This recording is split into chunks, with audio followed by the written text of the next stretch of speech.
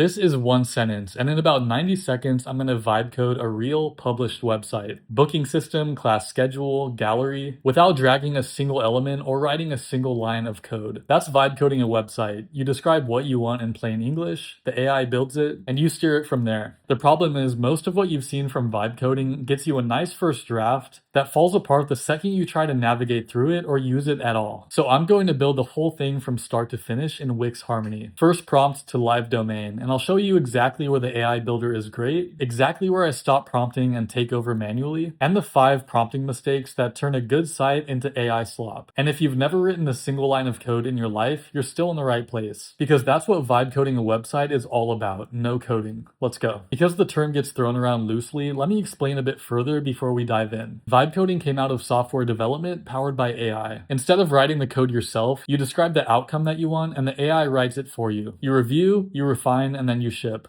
Your job shifts from designing manually in Figma and writing code manually to giving good direction to the AI and having good taste. Vibe coding a website is the same idea applied to web design. You're not opening a template and pushing divs around for 4 hours. You describe your business, your audience, the feel you want, and the builder generates the copy, the layout, the color system, and the pages in one pass. Here's the part that people often miss. The AI gets you about 80% of the project. That last 20, the spacing that's slightly off, the headline that's almost right, the button that should be one shade darker, that's still yours to handle. And how easily you can do that 20% is the entire difference between a tool that you ship real work with and a tool that you abandon. Keep that 80-20 split in your head because it's a fundamental principle that'll set your expectations while you're vibe coding. Before I open any builder, I write the prompt. And I want to be clear about how much this matters, because the difference between a generic site and a good one usually starts here. Most people type a prompt like, a website for my pottery studio. That's short, unspecific, and doesn't give the AI a clear objective to land on. You'll just see stock photos, a hero that says welcome to our studio, and a bunch of filler content that doesn't feel like your brand or your voice. A good prompt has 5 things. I'll build mine as I go. 1, who it's for, not the business, the visitor. So a website for a small pottery studio in Northern California. Visitors are total beginners, mostly couples, and people looking for a creative night out who've never touched a wheel and are nervous about signing up. 2, the primary action. What is the single thing that you want a visitor to do? Every design decision hangs off of this. The primary goal is booking a beginner class, and that should be obvious within 3 seconds of landing. Number 3, the pages and features stated plainly. Home, class schedule, gallery, about, and contact. And I need a real booking system where visitors can pick a date and reserve a spot. 4, the visual direction in specifics. Modern and clean gives the AI nothing to work with because the AI thinks everything it generates is already modern and clean. Give it texture, references, and constraints. So warm and tactile, clay tones, off-white, soft charcoal. Editorial layout with a lot of white space, like a small batch ceramics brand, rather than a corporate service page. Large photography, serif headlines, clean sans body. Avoid gradients and drop shadows. 5, what to leave out. Negative constraints like this do a shocking amount of work. No stock business imagery, no testimonial carousel, no generic impersonal headlines. That's it. 5 parts, took me 2 minutes, and it's the difference between a site you'd publish and a site you'd delete. To start brainstorming on your prompt, you could even start off in your notes app and then copy and paste it. Now, where you paste that prompt. There are a lot of AI website builders right now, and they mostly split into 2 camps. One camp generates something beautiful in 30 seconds that you can't do much with after. Every change goes back through the chat, and you end up asking for the same fix 5 separate times. The other camp gives you full control but almost no generation, so you're back to building manually. Wix Harmony, Wix's hybrid AI website builder, is the reason I'm doing this video, and it's the reason the 80-20 principle matters. As a hybrid platform, it generates an entire site from natural language using Wix's built-in AI agent, Aria, and afterward you can drop straight into Wix's drag and drop editor to customize your site with pixel-perfect precision or continue it with Aria through conversation. Same canvas, same site, and no rebuilding over and over again. And because it's built on Wix's normal infrastructure, what you generate is a real production site. Hosting, SEO controls, a booking system, payments, the entire platform. It isn't a prototype that you'd have to rebuild somewhere else later. Link is down in the description if you want to get started with me for free. Now let's start building. My prompt is ready, so now I'll start generating. It's laying out the structure first. Home, schedule, gallery, about, and contact.